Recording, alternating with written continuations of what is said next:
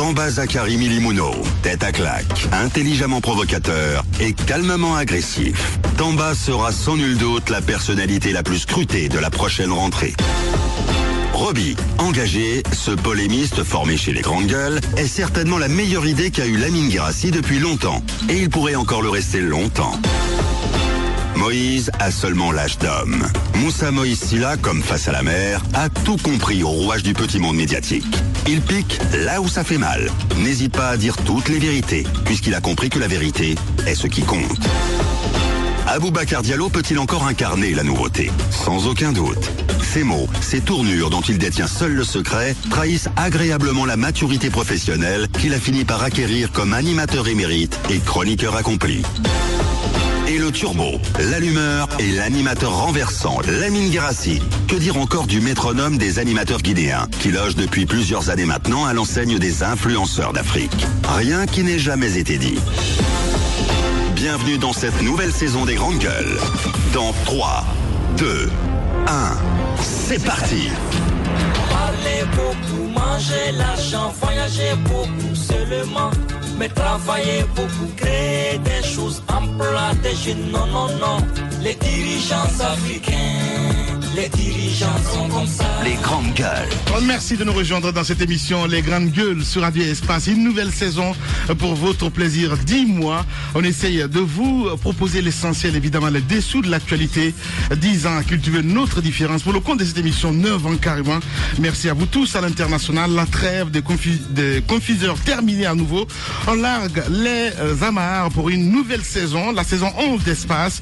Une nouvelle saison qui démarre sous les chapeaux de roue. On peut vous l'assurer, mesdames et messieurs, avec toujours la même envie, la même énergie, la même motivation et le même sens de responsabilité au moment de se lancer cette nouvelle aventure qui durera 10 mois. Que vous dire, chers auditeurs et téléspectateurs de partout à travers le monde, on pose cette question.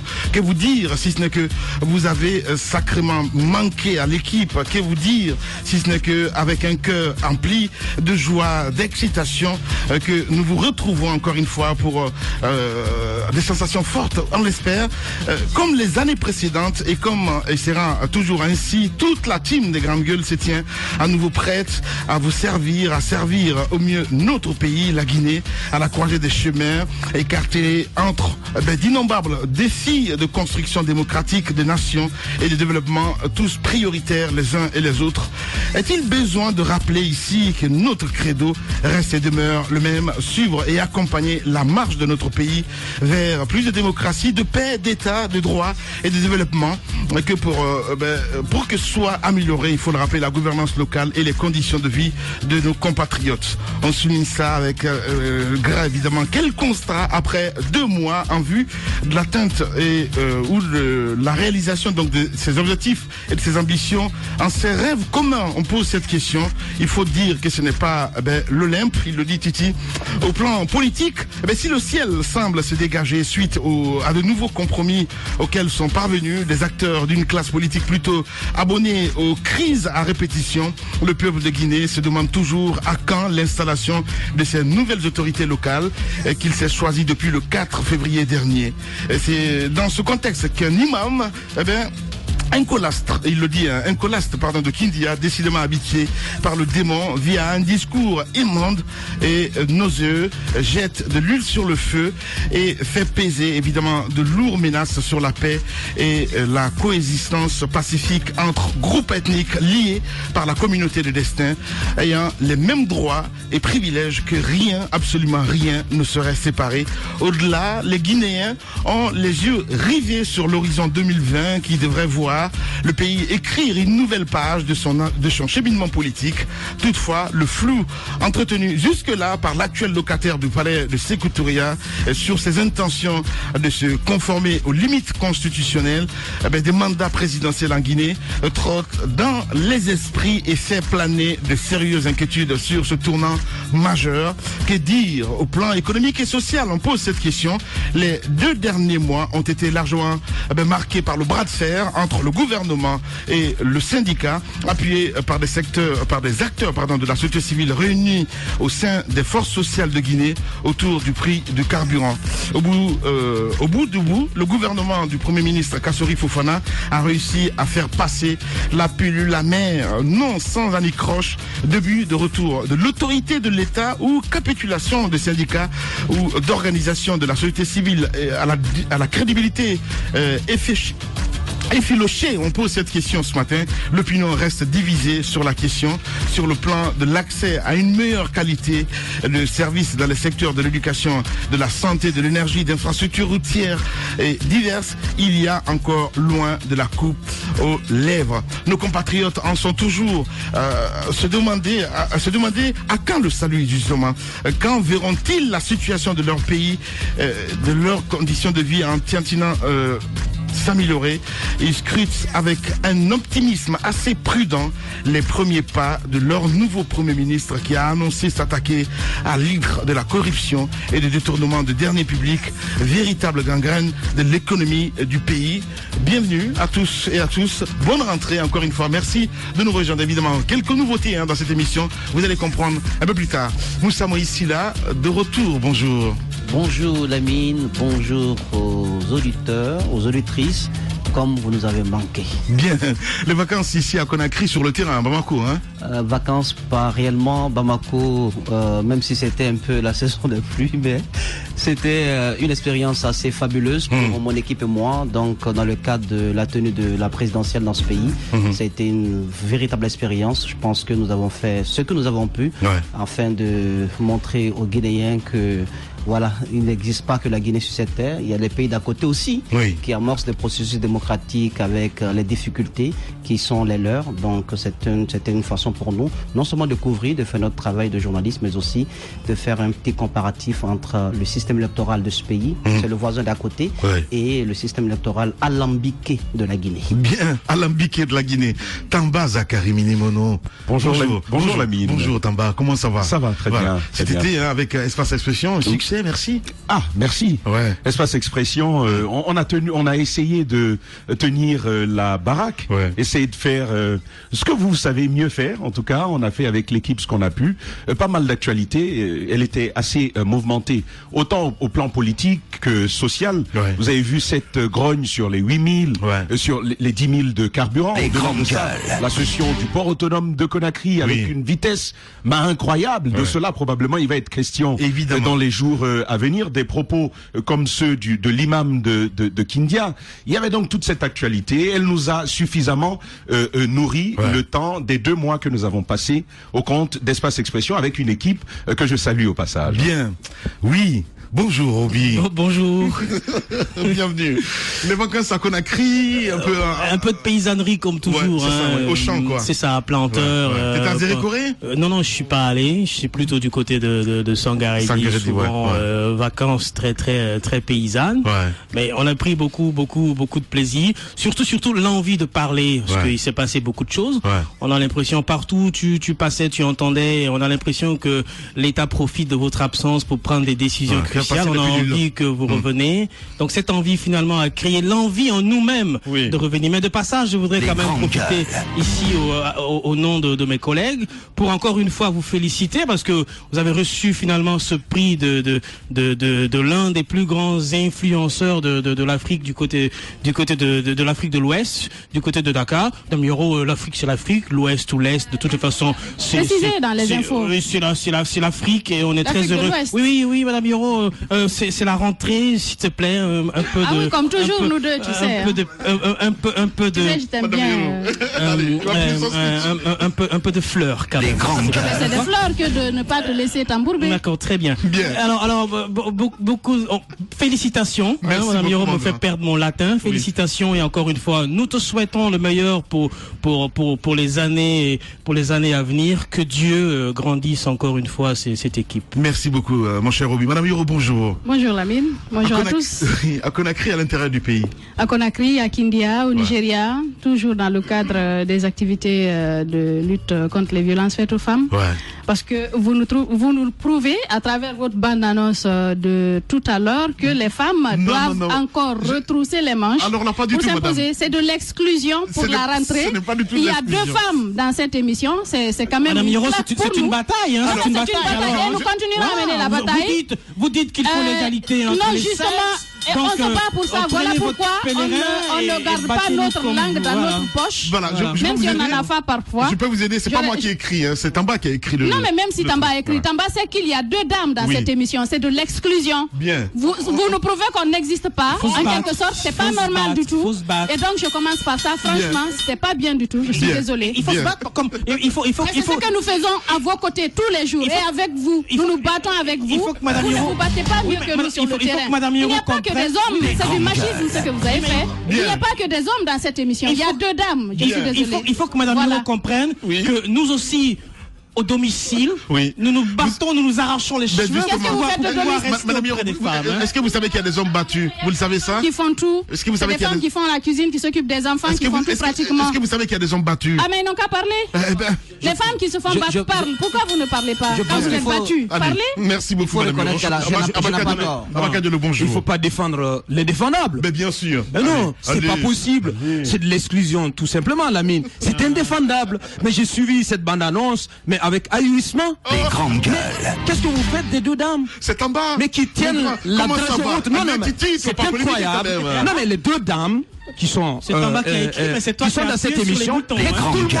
Non, mais elles font autant bien que nous. Bien. Cette émission et je crois qu'elles ont aussi elles ont les félicitations, elles ont les appréciations du public et je crois qu'elles sont membres à part entière de cette émission. Donc moi je pense qu'il faut pas le faire. Pour ma part, voilà, les vacances c'était ici un peu au Maroc et tout s'est bien passé. On est resté là donc à scruter l'actualité, la marche de notre pays et du continent. Bien. Alors ce qu'il y a à dire, Aboubacar, Moussa Hiro et tous les autres, en latin, on dit errare humanum est. Ça veut dire l'erreur est humaine. Bien. On va le corriger. C'est bien dit, Tamba. Allez. Cette erreur, elle est inacceptable.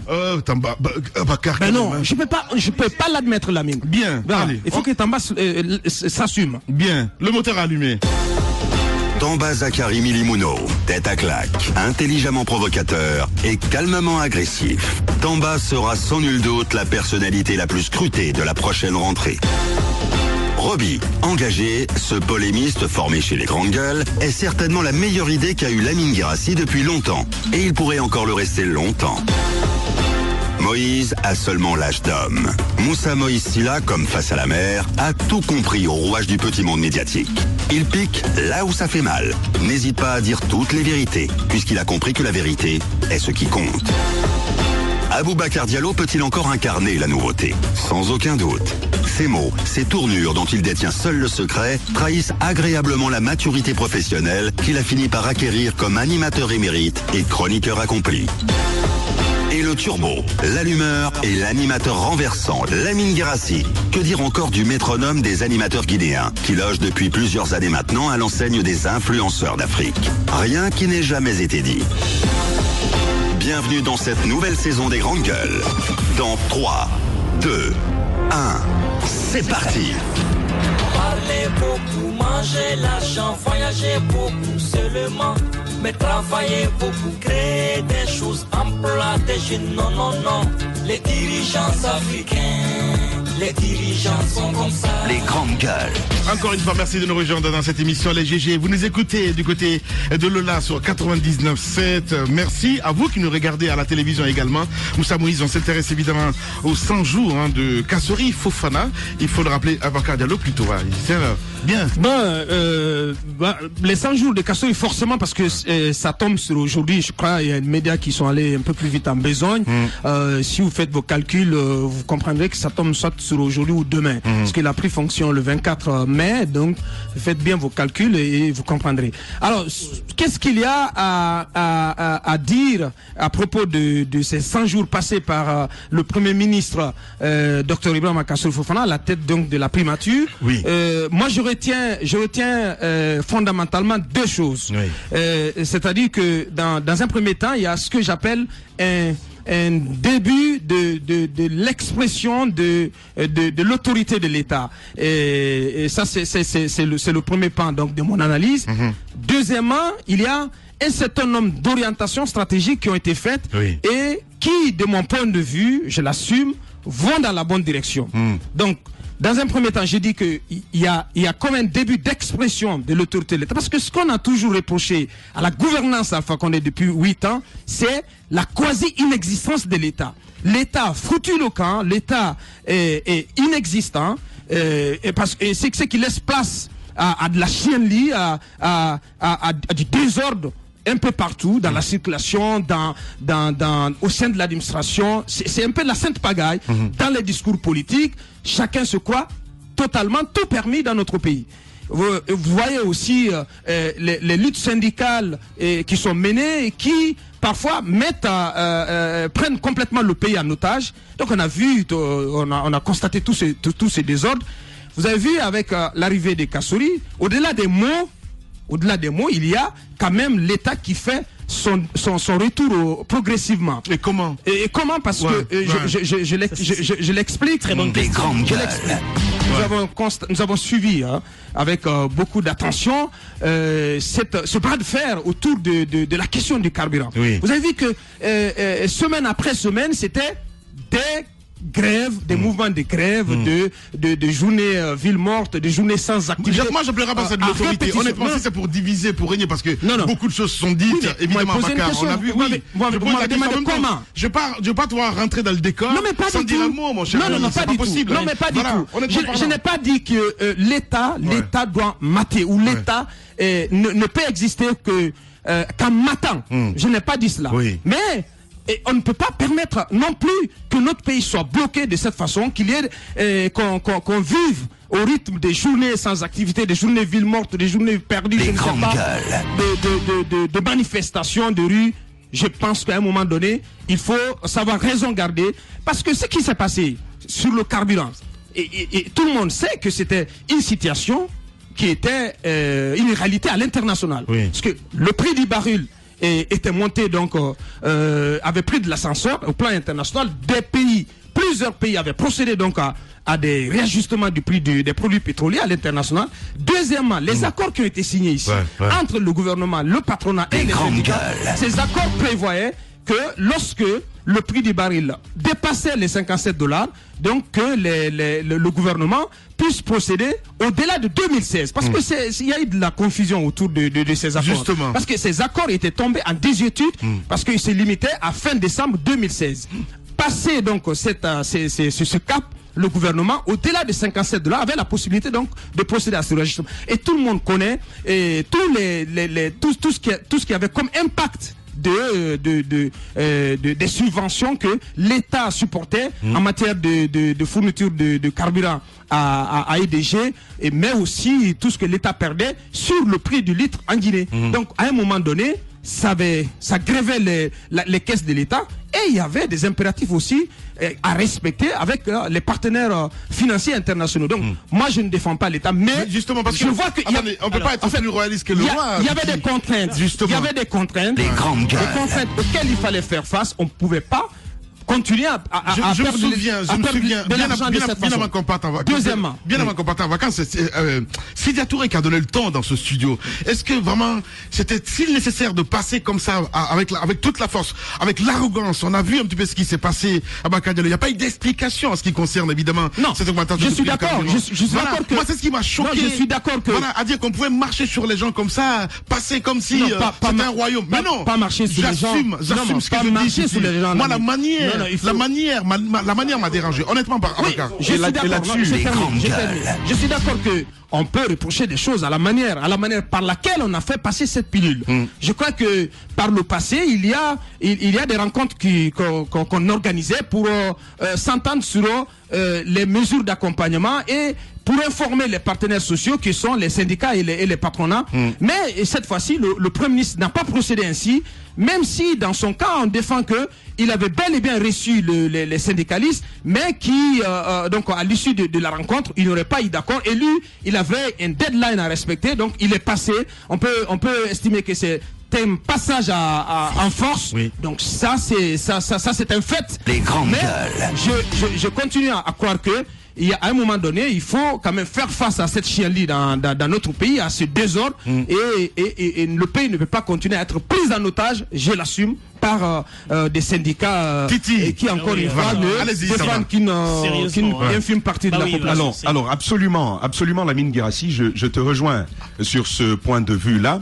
La communication, il y a un sérieux problème là-dessus. Ouais. Le peuple n'a pas été associé à cette mesure-là. Alors, au niveau de l'équipe gouvernementale, l'argument qui a été avancé, c'est que la Guinée est le seul pays où il faut aller s'asseoir, discuter, dialogue, avant de prendre une telle décision.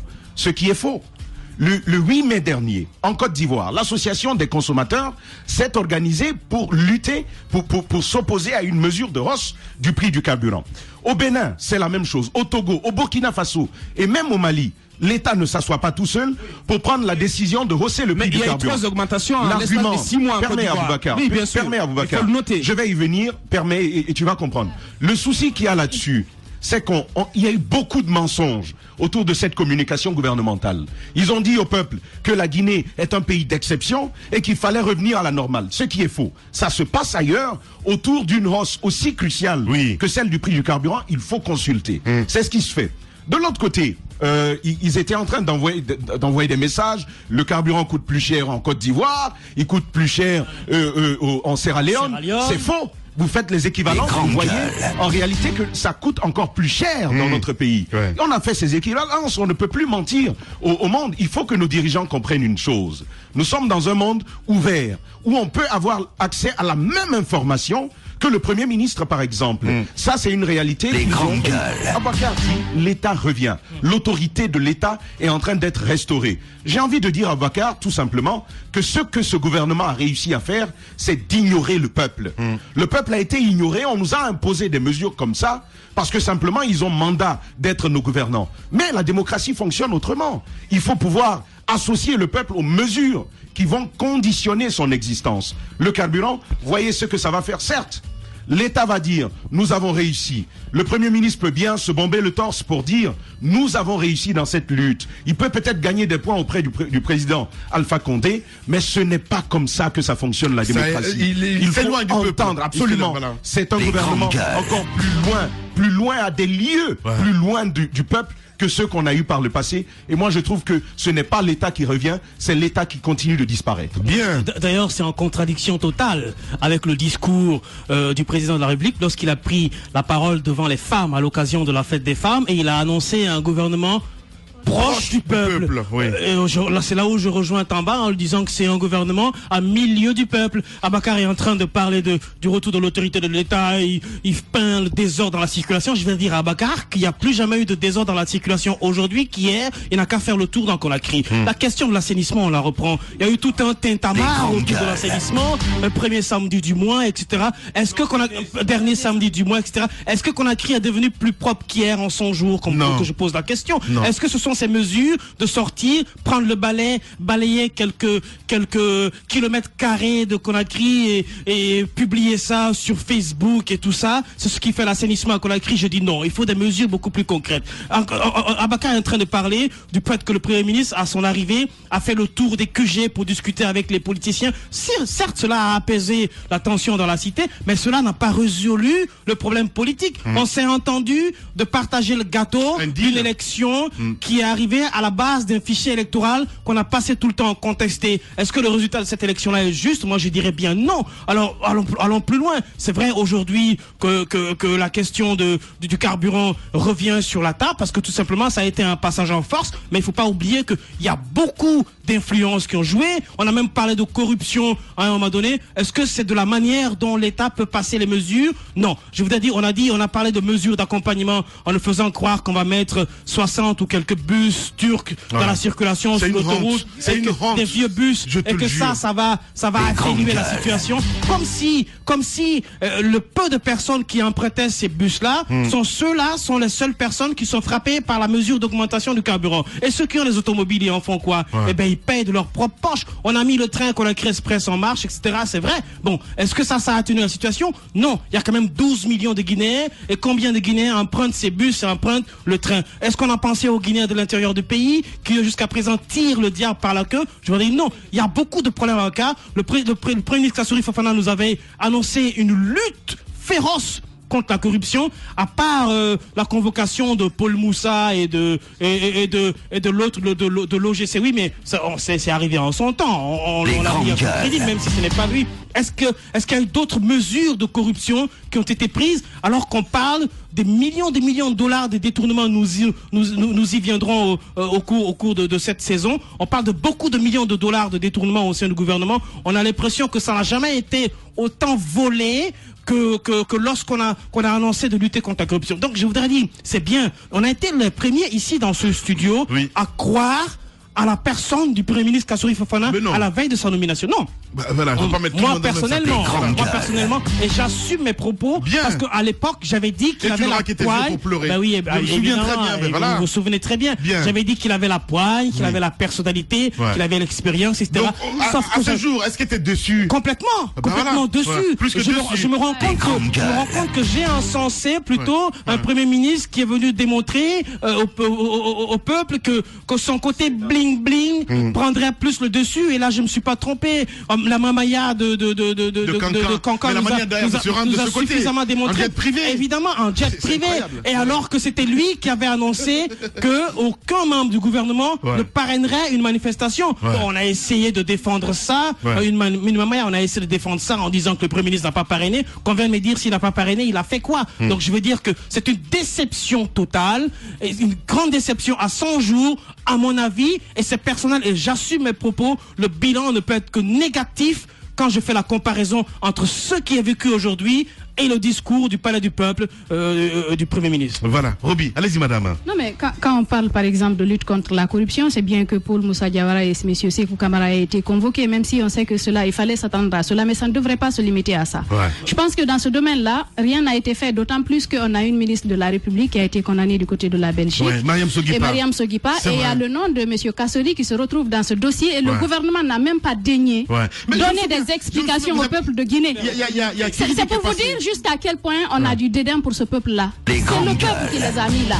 Quand il se passe quelque chose ailleurs, les gens se précipitent, ils donnent des explications au peuple. Même si ce peuple-là se laisse tout le temps traîner par le bout du nez. Je pense que le peuple mérite son destin. Nous méritons ce que nous sommes en train de vivre aujourd'hui parce que nous mettons des hommes qui font ce qu'ils veulent et après il n'y a rien derrière, rien ne se passe, le peuple ne se bouge pas, le peuple ne réagit pas. C'est ce qui est en train de se passer aujourd'hui en Guinée. Je voudrais dire par rapport à cette volonté que nous attendons, cette nouveauté que nous attendons, c'est difficile de faire du nouveau avec de l'ancien. Je suis d'accord avec vous. Je vous ai suivi ici quand on a mis Kassouri, tout ce qu'on a dit, tout l'espoir que les gens avaient. Moi, je n'avais aucun espoir. Pourquoi? Parce que je sais que ce pays-là, les gens sont forts en discours. Ils viennent, ils parlent, ils vous encensent, ils donnent ils disent des mots. Après, il n'y a rien qui se passe. Sinon, le gouvernement aurait pu sortir un communiqué pour expliquer ce qui se passait, ce qui s'est passé par rapport à la situation de la Belgique. Et cette dame aurait pu, dans d'autres pays, cette dame aurait démissionné. Elle aurait démissionné. Justement. Elle aurait démissionné pour une question d'image. Par rapport à la question de l'insalubrité dont vous parlez. Partez dans certains quartiers. À Amdalaï, je ne sais pas si ça a été ramassé. Pas plus tard qu'hier, ils ont curé les caniveaux, ils ont mis sur la chaussée, ça rétrécit la chaussée. C'est juste incroyable. On fait dans l'amateurisme.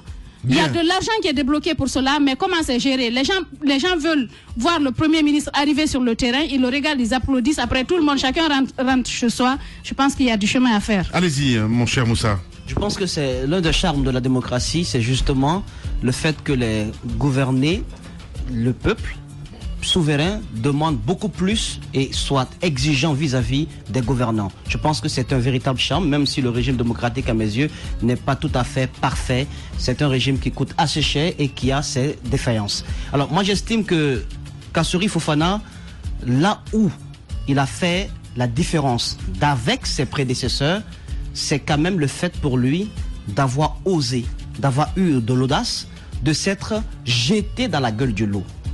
Parce que selon mes informations, et vous ne démentirez pas lorsque vous vous renseignerez, eh ben, il a mis sur la table son départ si le combat dans lequel il s'était engagé n'était pas soutenu par le chef de l'État ou s'il arrivait à être stoppé. c'est de l'audace. Je ne parle pas je ne parle pas d'abord. Je suis en train. Mais non. Écoutez, je suis désolé. Je suis en train d'aborder les 100 jours. J'ai pas fini. Ben oui, mais bon, alors, si vous dites qu'il a mis... Écoutez, Lamine. Honnêtement, quoi, mais non. Écoutez, s'il vous plaît, c'est quand même... Des grandes gueules. Non, on ne peut pas quand même être atteint de cécité et refuser de voir que c'était un pari risqué. C'était un pari risqué. Je ne parle pas, écoutez, je ne parle pas du bien fondé des grandes gueules. Je parle de l'acte qu'il a pris, le courage qu'il a pris de le faire. Oui, mais le peuple à un moment donné, on sait que c'était une décision qui tombait mal. Vous pensez que la Guinée est sur le 6e continent? Moi, j'estime. C'est la bonne question. On ne parle pas d'abord de cela. Je parle d'un Premier ministre, excusez-moi, qui quand même démontre aux gens qui peut risquer son poste, qu'il peut aller de l'avant, qu'il peut s'engager au risque de perdre son poste. Maintenant, parlons du bien fondé de la décision. Vous êtes dans les couloirs, vous. Hein. Non, je me renseigne. Alors, j'ai entendu ça. Un Premier ministre qui avait vraiment dit, il avait dit que s'il devait reculer sur la question du prix du carburant, il partirait. Ça, il l'a dit. Sur la teneur même de la décision, sur le bien fondé, je suis d'accord avec tous les collègues que la méthodologie d'approche n'a pas été la bonne. L'explication au peuple, la préparation des consciences, voici des précédents, des préalables qui auraient dû être faits avant la prise de la décision. Elle est sortie, cette décision, nuitamment comme s'il s'agissait d'un voleur qui quittait une case où il avait tout volé. Je pense que la méthodologie n'a pas été la bonne. On aurait pu d'abord discuter avec les acteurs sociaux, notamment les syndicalistes, trouver un point de chute. Maintenant, il faut aussi qu'on se pose la question, nous autres, peuple, qu'on se pose la question sur ceux qui nous représentent, sur ceux qui défendent nos intérêts avec le gouvernement. Je veux parler de certains membres des structures syndicales. Ben, il n'y a pas de virginité dans la scène politique guinéenne, encore moins syndicale. Beaucoup d'entre eux ont été aux affaires. Ils ont pu être ministres dans ce pays. Les questions brûlantes qui reviennent aujourd'hui, ils auraient pu les résoudre. Ils n'ont même pas levé le petit doigt pour le faire à l'époque. Parce qu'on sortait du massacre quand même de 2007, dont personne n'en parle. On a l'impression que ce sont des poulets ou des moutons qui ont été tués en 2007. Eh bien, ils ont été au lendemain de ce massacre, portés à des postes ministériels. Ils n'ont pas parlé du dédommagement des victimes. Ils n'ont pas parlé ils n'ont pas parlé également d'une enquête portant sur le massacre de 2007. Je veux seulement dire que lorsqu'on est aux affaires à un moment donné, et qu'on refuse en tant que syndicaliste dans l'âme, parce qu'on peut être porté aux affaires et garder son âme de syndicaliste, ben il faut prouver en ce moment, comme M. Hulot l'a fait, quand ça ne marche pas, il faut prouver en ce moment qu'on a la possibilité de démissionner. Maintenant, sur la lutte contre la corruption, parce que Kassouri l'avait annoncé, je pense que c'est un grand axe qu'il avait annoncé, je trouve que ce sont de menus frétins qui ont été présentés au peuple. On peut mieux faire. J'apprends auprès de lui qu'une enquête d'abord sera menée, un rapport sera demandé au corps d'inspection, parce qu'il ne faut pas oublier, les corps de contrôle doivent être assainis, ceux qui partent auditer doivent être audités. Il y a tellement de dossiers dont nous avons parlé ici, dont les audits ont été bâclés, les audits ont pris la direction de la mer. J'ai parlé du cas du port autonome de Conakry. J'ai parlé également de Niasdine. On nous a pris pour des fous. De Niasdine. Et la directrice même est sortie pour démentir. Donc il faudrait que les corps de contrôle, soient contrôlés, soient audités. Ceux qui ne répondent pas aux critères, qu'on puisse nettoyer un peu, comme Abaka Meladi, les écuries de GIAS. Maintenant, par rapport à cette question de partage du gâteau électoral, j'estime que jamais la démocratie, en tout cas sur le plan électoral, n'a pris une claque qu'au moment de ce partage. Je me suis souvenu de ma leçon d'histoire, la conférence de Berlin. Là où des gens se sont assis autour de la table, ont décidé de morceler l'Afrique. Eh bien, c'est ce qu'ils ont fait. Ils ont décidé de découper en morceaux la démocratie et de trouver une solution qui peut satisfaire certains grands partis politiques qui ne voient qu'aujourd'hui. Mais moi, je n'aimerais pas vraiment... Je serais surpris que l'UFDG ou le RPG, parce que ce sont les deux grands partis politiques qui ont été à la tête de ce partage du gâteau électoral, je serais très surpris qu'ils viennent nous dire que la démocratie n'est pas bien portée, n'est pas bien conduite, des grandes gueules de la part de l'UFDG. Moi, je serais très étonné également que ce soit le même discours qui vient du chef de l'État. Moussa, moi, je vous oppose la question. Je suis écœuré parce qu'on vous faites, vous, Moussa, écoutez, ce que j'aurais pu faire, qu'est-ce que vous auriez pu faire? Oui, parce qu'on était quand même dans la crise. Je réponds à ta question. Dès le début de cette crise électorale, j'aurais fait appliquer la loi. Lorsqu'on est en démocratie, le fait pour vous de vous entendre autour d'un partage, c'est pas la démocratie. La démocratie, c'est un citoyen, une voix. Là où il y a des litiges, eh bien, faites voter les gens parce que les circonscriptions n'étaient pas aussi vastes. On aurait pu le faire. Mais ce qu'ils ont fait, c'est tout sauf un signe démocratique. Bien. Je rappelle, Moussa, il a voulu évacuer une crise, mais ça donne une véritable claque. Merci, Moussa. Et ça rend unijambiste la démocratie. Bien, Moussa, voilà, vous utilisez les mots qui vous conviennent. Ouais. Mais moi, je pense que la Guinée était, encore une fois, dans la crise, dans une crise post-électorale. Tu penses, Abakar, franchement, qu'il faut aller de compromis en compromis? Mais écoutez, j'ai fait mon raisonnement. J'ai dit que au sortir du 4 février, donc des élections communales, la Guinée, encore une fois, comme à chaque élection, la Guinée était dans une crise post-électorale. Il y avait un différent électoral sur un certain nombre de... J'y arrive. Il y avait un différent électoral portant sur un certain nombre de circonscriptions, une douzaine. Mais le pays était dans cette situation. Il y avait des manifestations. L'opposition menaçait à tout moment. Vous pensez que l'opposition aurait reculé sans obtenir satisfaction sur ces revendications?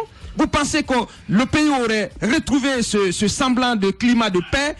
Non, mais je te dis, pourquoi j'utilise semblant? Parce qu'il y a d'autres pesanteurs qui viennent encore une fois assombrir l'horizon politique. Mais cela n'est pas dû... n'est pas tributaire de la démarche politique, la solution politique qui a été finalement actée. Mais j'ai dit que, quoi qu'il arrivait, il fallait quand même trouver une solution. Parce que l'opposition s'était cabrée. Et l'opposition avait sorti donc le chiffon rouge. Le chiffon rouge qu'elle continuait à agiter. Je pense que quand il y a eu cette rencontre du 2 avril, j'arrive Lamine, entre le président et le chef de file de l'opposition, les deux s'étaient accordés à trouver une solution politique à la crise. Mais je pense que c'est ce qui a été trouvé sans que la loi ne soit violée. La loi, non, c'est extrêmement important. Et je crois. Non, attendez. Encore la loi a été violée. Allez-y, madame. Comment on désigne les élus? La loi a été violée parce que les votes des citoyens n'ont pas été respectés. Je conviens avec vous qu'il y a eu des problèmes à l'issue des élections. Mais ce sont ces problèmes-là que la classe politique était en train de gérer. Parce qu'il y a une frange de compétiteurs qui ont estimé qu'ils ont été volés, que des voix à eux ont été violées. Donc ils les ont réclamés à corps et à cri et il fallait forcément trouver ce. Je pense que tout le monde est d'accord qu'il y a eu des problèmes à l'occasion et un certain nombre d'acteurs impliqués dans le processus n'ont pas joué honnêtement leur rôle. Il s'agit notamment des magistrats, donc de tous les présidents de CACV, donc c'est eux qui ont foutu le bordel lors de ce processus. Et donc ce sont les conséquences de ces errements qu'il fallait gérer. Merci beaucoup, La crise était là, il fallait forcément trouver une solution. Allez-y, madame. Je pense à n'importe quel prix. Est-ce qu'on est au bout du tunnel? Pas n'importe quel prix. Je voudrais poser la question à Aboubacar. Je vous ai posé la question. Je vous ai posé la question aussi à savoir. Attendez, Aboubacar Diallo. Vous avez fait quoi? Mais justement, je te posais la question. Il faut respecter la loi. Mais moi, je défends l'approche politique qui a été trouvée. Si tu le dis. Je défends. Allez-y, mais vous aurez fait quoi, Lamine? Non. Mais non. Quand même, sortez quelque chose. Écoutez Aboubacar Diallo, j'ai l'impression que dans ce pays, on devrait aller de compromis en compromis. Ce que je voudrais dire, ces élections auraient dû être organisées en 2011, après la présidentielle de 2010. Mais on l'obtient en 2018. Après cela, les gens ont voté. C'est comme si le vote des citoyens ne comptait pas. On s'assoit autour d'une table, on se partage le gâteau. Et prochainement, est-ce que vous pensez que certains Guinéens auront le courage d'aller voter? Ils n'auront pas le courage d'aller voter. Pourquoi? Parce qu'ils savent que même s'ils votent, après le vote, les gens peuvent s'asseoir quelque part et décider de faire autrement. Leurs voix les voix ne seront pas prises en compte. Mais après ce compromis qu'on a trouvé là, est-ce qu'on est au bout du tunnel? Est-ce que c'est fini? Est-ce que comment on appelle, les maires sont installés? Jusqu'à présent, ils ne sont pas installés. Est-ce qu'on a une date à laquelle ces maires-là seront installés? Ça ne se voit qu'en Guinée. La Guinée est toujours exceptionnelle. Vous imaginez depuis février, mars, avril, mai, juin, juillet, on est au mois de septembre. Entre une élection et l'installation des exécutifs communaux, c'est juste extraordinaire. Je me demande où est-ce qu'on peut aller avec ça. Jusqu'à présent, il y a des problèmes. Parce que la moindre des choses aurait été de reprendre le vote là où il y a des problèmes. Là où il y a des problèmes. On aurait respecté la loi. La voix des citoyens aurait été respectée. Mais on fait un compromis, après vous nous dites que oui, il faut se réjouir de ça. Personne ne se réjouit de ça. En tout cas, tout bon citoyen, tout démocrate ne se réjouit pas de ce compromis. C'est une violation de la loi et comme on appelle, on a violé les droits des citoyens, le respect du vote. Bien. Le vote, il compte. Il est sacré. Allez-y. Plusieurs violations de la loi depuis la base. 2011, Moussa Hiro le rappelait, on devait aller à ces élections. Ça n'a pas été le cas. Les élections, on y est allé en 2018. Oui. Le contentieux a été juridiquement évacué. Oui. Les partis politiques, le plus grand parti politique d'opposition, celui dont on parle, celui que l'on prend au sérieux dans ce pays, l'UFDG a dit on n'est pas d'accord. Oui. Dans ce studio, moi j'avais dit je suis pas d'accord avec une forme de dialogue autour de cela. Si l'on a décidé de porter plainte et que la justice a fait son travail, après vous laissez libre cours. Mais bon, mais soit, on a dit c'était pas un bon travail de la justice. Tous on était d'accord et on est donc allé à ces négociations là. D'abord, il faut comprendre une chose. Ouais. Ces négociations avaient pour seul objectif de contenter un parti. Oui. Celui dont on a peur, celui qui fait trembler Sékou Touré, c'est bien monsieur Cellou Dalein Diallo. C'est ce qui a été fait. Vous avez vu, après la conclusion de cet accord-là, l'UFDG, non, ça c'est une autre paire de manches. Cellou Dalein Diallo, après donc la conclusion de cet accord, Lamine, si tu permets, on a entendu l'UFR de Sidya Touré, qui s'était opposé à ça, qui a parlé d'un accord entre deux partis politiques. Ce qui était le cas. Mais aujourd'hui, Lamine Guirassy, Moussa Hiro l'a dit, il fallait aller à un autre vote. Parce que ça, ce serait le prix à payer pour le refus d'observer nos lois. Ça, c'est une chose. Mais moi, je suis aujourd'hui inquiet. Parce que de plus en plus, le peuple n'a plus la voix. Ce sont deux partis qui décident à la place de 12 millions. On va nous dire, oui, ils ont beaucoup de lecteurs. Mais quand vous prenez le nombre de militants de ces partis politiques, et ceux qui ne militent pas, la grande majorité de Guinéens qui ne militent pas, vous prenez ces deux partis qui décident, comme ça, dans un coin de bureau, de ce qui va être notre avenir. Moi, j'ai envie de dire, UFDG, RPG, soyez un peu humbles. Il faut savoir que le peuple, c'est celui-là qui est souverain. On doit décider, nous, pas eux à notre place. Ce n'est pas comme ça que ça se fait. Si l'on va dans cette perspective, autant supprimer les élections. Prenez RPG et UFDG, ils s'asseyent dans un bureau, ils vont nous dire, bon, les députés, voici ceux qui vont être députés à l'avenir. Finalement, ils décident à notre place. C'est ce qui fait que les crises de Kindia, c'est ce que nous sommes en train de voir à Kindia. Ce que l'on a vu du côté du Breka et d'un peu partout du côté de la forêt suite à cet accord-là est en train d'occuler. Sinon, normalement, on aurait pu éviter ce genre de rencontre parce que les élections locales, on l'a dit, ce sont des élections de proximité. Merci. Ceux qui sont élus doivent incarner le peuple et le représenter de manière valable. Ce n'est malheureusement plus le cas. Voilà. Allez, Moussa Moïse, c'est là. L'élection, elle est faite pour ça en système démocratique. Départagée par le vote des personnes qui aspirent à une même responsabilité, à un même poste. Alors, mais c'est pas ce qui s'est passé là. Moi, je vais vous dire, on a mis au grand jour le système de fraude, de vol, qui a pillon sur rue lors de toutes les élections en Afrique, notamment en Guinée. C'est exactement comme ça que ça se passait derrière le rideau. Vous allez voter en tant que citoyen, vous abandonnez votre champ, vous abandonnez votre famille, vous faites des kilomètres, vous partez avec un bulletin de vote.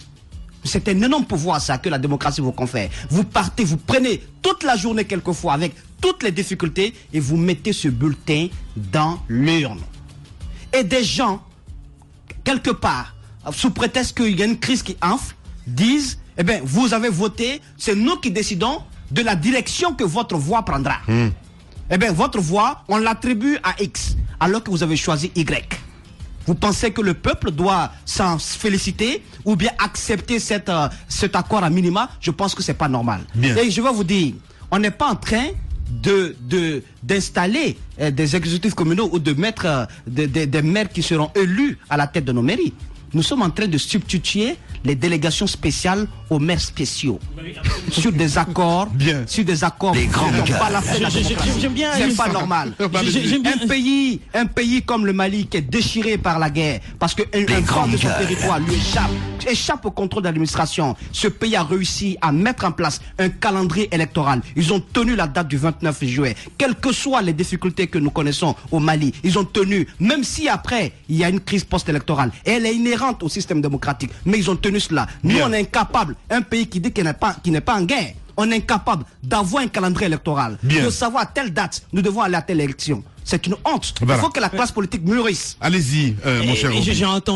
J'ai entendu dans ce studio ici que nous étions dans une période de crise. Il a fallu que le Premier ministre se lève et puis la situation est revenue sous contrôle, comme si la paix sociale ou la paix politique était revenue. Je vais me rappeler à Abakar que ce compte. Abakar, il m'a fait dresser le cheveu ce matin. Et ce que je veux dire, Abakar, c'est que les élections communales se sont passées sur la base d'un fichier qui a été contesté avant. Deuxièmement, c'est que après qu'il y ait les résultats, après que ces contentieux qui apparemment troublaient les sommeils de mon collègue Abakar la nuit, puisqu'il parlait de crise qui a été résolue, après que ces contentieux se soient réveillés et qu'on ait décidé à un moment donné de faire un accord tripartite. À l'origine, c'était un accord tripartite entre le RPG et l'UFDG et l'UFR. Sauf que le président de la République, dans sa logique toujours de diviser pour régner, a décidé à un moment donné de rencontrer en catimini les deux camps. Et donc ça a commencé par la rencontre avec l'UFDG pour dire, écoute, toi, tu me laisses pas dormir la nuit, mon pouvoir, il est vraiment chancelant quand tu parles, eh ben, asseyons-nous, discutons, tiens, le gâteau est là, dis-moi, mon frère, quelle part tu veux? Alors, Silou, écoute, voilà, tu sais que je suis maître du terrain, je sais mobiliser du monde, et qu'après, moi, je peux te faire trembler, donne-moi cette partie-là. Ouais. Sauf que la rencontre, malheureusement, a été médiatisée après. Ouais. Donc, on s'est rendu compte que ça ne peut pas se passer comme ça, tout le monde a compris, et lorsqu'on a compris, la troisième partie aussi, eh ben voilà, vous avez partagé le gâteau, moi je suis pas gourmand, moi je veux ma partie de la Guinée-Maritime seulement, il n'y a pas que vous qui avez les dents pour mordre dans le gâteau, c'est l'UFR. Ouais. Et à partir de ce moment-là, le président de la République a vite fait de prendre son cortège, venir au siège ce Sidia, sans même lui annoncer son arrivée, venir s'asseoir, discuter. Écoute, mon gars, c'est vrai qu'on l'a fait, c'est vrai qu'on t'a poignardé dans le dos, mais sois tranquille, il y a une portion du gâteau qui reste, eh ben dis-moi toi, qu'est-ce que tu veux là-dedans? Et lui dit non, moi je suis pas gourmand, moi je veux pas le territoire national, moi ce qui m'intéresse c'est ma base Guinée, donnez-moi ma part de base Guinée parce que j'ai quand même gagné là, etc. Voilà ce qui s'est passé. Bien. Et c'est triste pour notre pays que nous continuions comme ça. Abakar me parle de non-violation de la loi. La loi a été violée de bout en bout. Bien. On continue à le faire. Les accords politiques ne vont pas résoudre les crises politiques dans ce pays-là. Il faut qu'on soit pragmatique. Il faut qu'on arrête ça. Il faut qu'on arrête ce petit jeu de conciliabule entre les politiciens. Ça ne nous arrange pas. Bien. Ça n'arrange que les politiques. Voilà. Et nous sommes en 2018. Et vous êtes au pays de Dadi. Radio Espace Guinée, les grandes gueules. Attention aux travers dans la profession. La rentabilité économique n'étant pas au rendez-vous, les entorses au professionnalisme dans les rédactions ont rongé la liberté d'expression qui reste à conquérir. Ces défaillances sont exploitées par les hommes politiques et les milieux d'affaires à leur avantage. Les grandes gueules, tous les jours 9h-11h sur Radio Espace Guinée et en simultané sur l'ensemble du groupe Adapo Média en région. Les grandes gueules. Tout sur les dessous de l'actu. Ici, l'actu rime avec liberté de ton sur Radio Espace. Continuez à réagir, le contact s'affiche juste en bas de l'écran si vous souhaitez qu'on essaie de relayer vos messages dans cette émission, le 657 20 20 92, c'est ça, le 657 39 13 13. Le numéro de téléphone, évidemment, ça n'a pas changé. Beaucoup de réactions sur notre page Twitter. On va essayer de partir avec quelques tweets des auditeurs. On a Touré Karamo Kissi, qui réagit. Bonjour les GG, c'est Camaro Kissi. Touré, bon retour à toute l'équipe des GG. Merci Moussa Yoro pour ce rappel concernant le dossier Mariama Sogipa. Je vous apprends le cas Paul Moussa et Sekou Kamara. Le message n'est pas venu au complet. On a aussi Noumou qui réagit sur Twitter. Mahmoudou Kondé, comme d'habitude. Bonjour, les GG. Aboubacar doit présenter des excuses suite à des propos. Arrêtons cette démagogie. Qu'est-ce que donc à ça dessus? Qu'est-ce que c'est que ça? Ben voilà. On part avec ce Tautran qui réagit sur Twitter. Sinon, on a Suleiman Konaté qui réagit ce matin. Bonjour Lamine, c'est Suleiman Konaté depuis Dubreka. Bonne rentrée à toute l'équipe des GG. Bravo, félicitations pour cette distinction. Merci beaucoup. Allez, on reste avec Alpha Oumar Barry qui réagit sur Twitter. Il n'y a plus d'importance d'aller voter en Guinée. Maintenant, je suis vraiment déçu. Le pourquoi j'ai voté, ils n'ont qu'à faire alliance entre eux maintenant à chaque élection. On a cet autre aussi qui réagit toujours sur Twitter. C'est Noumou, je pense qu'on a lu ce message. Sinon, il y a Mohamed Fodé Mohamed Diabo Diawara qui réagit. Nous sommes fiers de vous, les GG. Eh ben, sinon, on a Soké Magang qui réagit. C'est la rentrée. Il faut bien que les grandes gueules trouvent un sujet à sensation, quitte à mentir. Ben voilà. Ben, écoutez, ça, on ne rate pas. Il n'y a pas de problème. On a Ibrahim Ibn Ahmad qui réagit aussi. Lamine n'ignore pas nos tweets. Ben, c'est ce que je suis en train de faire là, à l'instant T. Allez, le temps d'une pause, mesdames et messieurs. On va revenir dans un instant avec d'autres sujets, évidemment, à développer pour votre plaisir. Vous êtes chez les GG.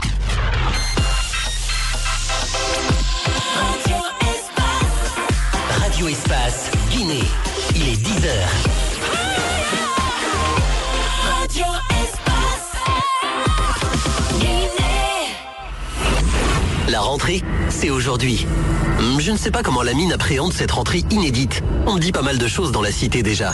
Ce show inédit, en direct, animé par Hussein Kaba et Lamine Girassi, aura pour mission de vous divertir dans la bonne humeur et en interactivité avec les auditeurs après une journée de dur labeur. Blagues, humour, défis, musique, interactivité, tous les ingrédients seront réunis pour vous faire passer un excellent moment sur Radio Espace Guinée. Bon, attendez, je vérifie. Salut Lamzo, comment vas-tu? Ça va Johnny? Bon, très bien. Moi je suis pas tranquille. J'ai eu Hussein au téléphone, il me dit qu'il sera pas reconduit, il me répète tout le temps on slash. C'est quoi le délire? Oh, ben tu sais, Hussein, John, il a déjà vendu la mèche. Ne t'inquiète pas, des surprises, mon cher John. Bon, ok. Lamine Girassi rivalise aujourd'hui avec les plus grands influenceurs africains, avec des milliers d'abonnés sur les réseaux sociaux. Rendez-vous sur Radio Espace ce soir à 20h pour découvrir cette nouvelle émission. Le show radio sera adapté en événement sur Espace TV pendant la saison. Le contenu et le rythme du show vous surprendra. Radio Espace, toujours auprès de vous. Dès ce soir, 20h, rien ne sera plus jamais comme avant. Radio Espace, la radio number 1, Radio Espace. Les GG continuent sur Radio Espace avec les produits Diacifo International, Vitamilk, Yaourt Pasquale, Vive Soya, Suntana, Commando Energy Drink. Diacifo International, le mastodonte des produits alimentaires en Guinée. Contact 655 373 211 ou 656 666 000. Les grandes gueules. Tout sur les dessous de l'actu. Ici, l'actu rime avec liberté de ton sur Radio Espace. Mais aussi sur Espace TV, tous les soirs, vous nous regardez à la télévision. Merci à vous qui nous écoutez du côté de Tiliplou, séance Zérécoré sur 99.7. Continuez à réagir, les contacts s'affichent juste en bas de l'écran. Le 00224 657 39 13 13. Sinon, ça se passe également aussi sur Twitter. Avec plaisir, nous allons prendre en compte vos messages dans cette émission. Tiens, avant de continuer, Mohamed Diaby avec la permission, évidemment, on y va avec quelques messages des éditeurs. Bonjour Lamine, bonjour à toute l'équipe, félicitations à toi, je souhaite bon retour, bon début de saison de la part de votre petit Adam. Voilà, malheureusement le message n'est pas venu au complet. C'est Luxi, c'est DTS, bonjour les GG. Les GG ont manqué, les voix d'or sont de retour, Madame Yoro, vous avez mon soutien sur l'exclusion donc dans le jingle. On reste dans le sillage avec ce autre qui réagit à Tafsir Bessia Diallo. Bonjour les GG, votre émission de par la richesse de ces débats avait beaucoup manqué les auditeurs. Je vous souhaite une très bonne rentrée de saison, beaucoup de sérénité et de professionnalisme. Je souhaite moins de critiques sans provocation et beaucoup de solutions pour une saison réussissante précédente d'une Guinée unie et développée. Tafsir Bessia Diallo, le lutteur magique des GG. On a cet autre aussi qui réagit. Bonjour les GG, c'est Barry Alpha de Sangoya. Je vous souhaite un bon retour. Bonjour. Dis à ton équipe, l'UFDG n'a jamais signé. Alors, je veux dire, dis à ton équipe de l'UFDG n'a jamais signé. Malheureusement, c'est parti encore le message parce qu'il y en a beaucoup. On reste dans le siège, Moussa. On va continuer avec cette enquête. Forcément, vous allez poursuivre un peu plus tard. À Bacadalo, plutôt. Voilà, on signale du côté de la Banque centrale un trou de 21 millions de dollars. Ouais, c'est un dossier qui est très chaud, un dossier qui, mais dit-on, semble être un dossier très sensible, oui. Très sensible. Beaucoup d'acteurs qui tiennent l'affaire nous ont répété toute cette semaine, il faut faire attention parce que c'est un dossier extrêmement sensible. Il est tenu au plus haut niveau, au sommet de l'État. Mais je pense que nous, de par notre responsabilité, notre devoir des journalistes, donc d'enquêteurs, donc d'informer l'opinion sur ce qui se passe, sur les monstruosités parfois de notre gouvernance, de la gouvernance actuelle. Donc on ne pouvait pas du tout se louper là-dessus. Oui. De quoi s'agit-il? Oui. Nous parlons d'un scandale qui porte autour d'une vingtaine de millions de dollars américains qui ont été détournés de leur trajectoire. Il y a la Banque centrale qui a un contrat de transport du liquide, donc des devises, de ces devises, donc de ces espèces, donc les devises en espèces, de l'argent physique, de l'argent liquide. Donc avec une compagnie qui s'appelle MSS, un prestataire privé donc qui a signé ce contrat avec la Banque centrale depuis 2012. Après le retrait des Crédits Suisses, donc qui transportait les liquidités de la Banque centrale vers les banques correspondantes. Parce que de quoi il est question? Il s'agit de l'ensemble des devises qui sont donc collectées à la fois par la Banque centrale, mais aussi par les banques primaires. Parce qu'il faut rappeler que les banques primaires ne sont pas habilitées à transporter les devises à l'extérieur. Que la Banque centrale donc a des comptes correspondants dans différents pays, mais le compte principal se trouve actuellement du côté de Dubaï, aux Émirats Arabes Unis. Donc cette société MSS, qui est détenue par le Mauritanien Yacoub Sidia, donc qui est aussi dans d'autres secteurs d'activité. Il est également, il co-gère cette société avec d'autres Guinéens. J'ai les statuts de la société. Il y a le nom, par exemple, d'un fils, du fils d'un ministre de la République, qui absolument, qui donc sur les statuts est présenté comme étudiant demeurant à Cancan, en la personne de Namori Kondé. Suivez mon regard, il est actionnaire donc de cette société, donc qui a le contrat de transport des fonds en devises de la Banque centrale vers Dubaï. Donc mois après mois, cette société donc transporte l'ensemble des devises qui sont collectées à la fois par la Banque centrale et l'ensemble des banques primaires exerçant dans notre pays. Donc cette société transporte ces fonds vers le compte correspondant de la Banque centrale à Dubaï. Mais ce qui a été remarqué sur plusieurs mois, et on peut même dire que sur quelques années, cette société, chaque fois qu'elle transporte un montant, ce montant qui est enregistré à la sortie ici, donc avec un bon de sortie, la totalité du montant n'atterrit pas dans le compte correspondant, dans le compte principal en devise donc de la Banque centrale auprès de Citibank. Parce qu'il faut rappeler que la Banque centrale a un compte correspondant en dollars à Citibank à Dubaï et un compte correspondant en euros à Standard Bank du côté donc de Dubaï toujours. Donc lorsque la société prend ses fonds, on peut par exemple partir d'un exemple. Imaginez que MSS prenne 20 millions de dollars à la fin du mois d'août, parce que nous sommes à la fin du mois d'août, nous sommes début septembre. Donc tout l'argent collecté, imaginons que ça représente 20 millions. Ces 20 millions qui sont pris en charge par MSS et qui doivent donc atterrir dans le compte en dollars de la Banque centrale à Dubaï, n'arrivent pas en totalité dans ce compte. C'est que MSS ponctionne mois après mois de l'argent des fonds que cette société transporte. Donc au gré de ponctions régulières de 2 millions, 3 millions, 5 millions, aujourd'hui on en est à 21 millions de dollars américains qui auraient donc pris une autre destination. Quelle destination? Selon nos sources, parce que nous sommes au début de l'enquête, ce montant aurait été réutilisé dans l'exploitation minière du côté de Mandiana, donc où la compagnie Phoenix, qui est une filiale de MSS, donc détenue toujours par Yacoub Yassine, Yacoub Sidia, donc exploite une mine d'or du côté de Mandiana. Deuxièmement, ce montant, donc plus de 21 millions de dollars, est réutilisé dans l'achat et dans l'exportation de l'or avec un cheval de Troie qu'on peut nommer Monsieur Stigan Koïta. Les grandes gueules. Dont l'or a été saisi, vous vous rappelez, on en a parlé dans cette émission, à bord d'un petit vol à Sigri, à l'aérogare de Sigri. Donc, c'est de cette façon donc qu'on détourne l'argent des Guinéens, l'argent de l'État, parce qu'il s'agit parfois des devises appartenant à l'État, mais aussi des devises appartenant à nous tous ceux qui ont des comptes en devises dans différentes banques. quand vous avez un compte, par exemple, auprès d'une banque, je vous permettez d'appeler, c'est comme UBA, vous voulez régler un fournisseur du côté de la France, par exemple, il faut bien que l'argent se trouve dans les comptes de la Banque centrale, donc auprès, par exemple, de BNP Paribas. Les grandes gueules. Pour que le client puisse donc régler sa facture. Mais il faut bien donc, pour que cela soit fait, il faut que les liquidités soient transportées donc du côté de Dubaï, à partir de là, dispatchées dans les différentes banques à l'étranger. Donc, ces montants ont été détournés pour être réutilisés dans l'exploitation minière. Et je rappelle aussi qu'à ce niveau, il y a des actionnaires, donc de hauts responsables placés de ce pays qui sont actionnaires dans cette compagnie minière Phoenix.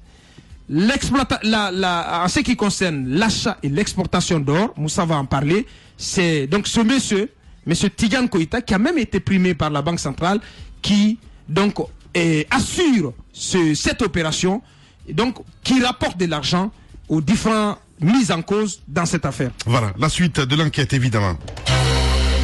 Les grandes gueules d'Adafo Média, le talk show qui fait trembler les politiques. Les grandes gueules, c'est à coup de scoop et révélation. Les grandes gueules ont forgé l'image des pourfendeurs anticorruption, malgré les critiques des politiques et d'une partie de la presse en Guinée. Les grandes gueules, c'est fait une spécialité depuis plus de 5 ans, des enquêtes qui ont ébranlé le sommet de l'État. À suivre tous les jours sur Adafo Média et l'ensemble des réseaux partenaires. La suite de l'enquête, évidemment, avec vous, Moussa Moïsila. Allez-y, bonjour. Bonjour. Donc, il faut dire que le Mauritanien est cité donc par Aboubacar.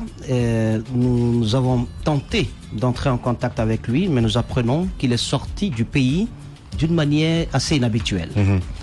Koïta Tidjane, qui est aussi l'un des cerveaux de ce dossier, nous ne l'accusons pas, mais en tout cas, son nom revient partout.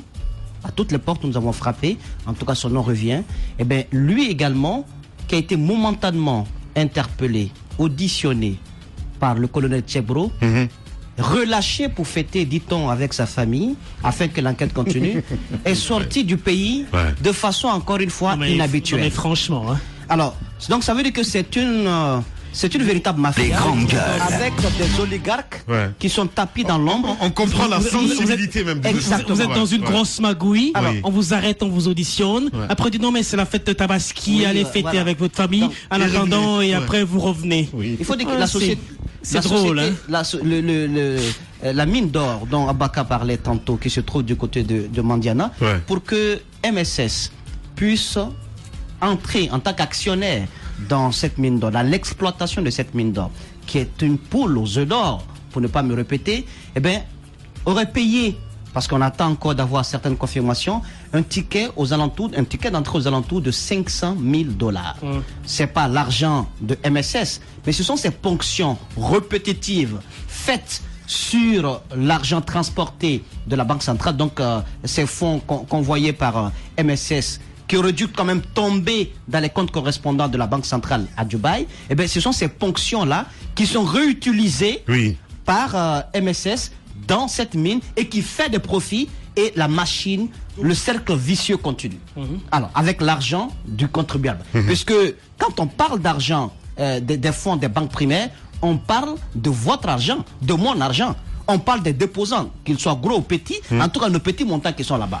Alors, donc il se trouve que en procédant ici, ils ont ironie du sort, Yacoub comme c'est Sidia et Tidjane Koïta qui a donc quitté le pays, et Tidjane Koïta s'est vu, puisqu'étant un peu le bras ouvrier de tout ce cercle vicieux, il s'est vu même primé récemment. Il a reçu donc un satisfecit comme étant le meilleur exportateur d'or en Guinée. Oui, le prix du meilleur voleur. Vous comprenez? Le meilleur. Alors, donc, je me dis, mais de qui se moque-t-on réellement? Alors, en procédant ici avec cette méthodologie du vol, ils arrivent à dérégler complètement tout le système autour du métal jaune. Parce qu'il y a des normes. Pour pouvoir exporter des quantités d'or, Abaka ne me dira pas le contraire, il y a un processus qu'il faut suivre. D'abord, il faut écrire au Bureau national d'exportation, le BNE, orphelin dans ce cercle vicieux. Le Bureau national de l'exportation écrit à son tour à la Banque centrale de la République de Guinée, qui informe la Direction nationale des douanes à son sein qui a un bureau qui s'occupe de tout ce qui est mine, qui envoie un représentant afin de veiller sur la conformité des documents. Est-ce que ce que le Bureau national d'exportation a déclaré est la même chose, est conforme à ce que la Banque centrale a comme document, afin que la douane, en fin de compte, puisse certifier tout cela. Oui. Donc, lorsque, dans un processus normal, lorsque vous faites en fin de chaîne le comparatif, vous trouverez que le bordereau que détient le douanier qui a été envoyé par la Direction nationale des douanes doit être conforme à aux statistiques établies par le Bureau national d'exportation. Oui. Mais il se trouve aujourd'hui, et vous pouvez vous renseigner, que le Bureau national d'exportation peut afficher 10 tonnes d'or et au niveau du douanier, on affiche que, par exemple, 15 ou 20 tonnes d'or. Parce que tout simplement, c'est déréglé. Je vais vous dire pourquoi ils le font. Quel avantage ils tirent à ne pas déclarer au Bureau national d'exportation. Ce bureau veille à ce que la Guinée puisse établir des statistiques réelles sur les exportations du métal jaune. Et ça permet un peu de régler notre balance économique. Ça permet à l'État de savoir comment se porte son économie. Est-ce qu'elle est en bonne santé ou pas?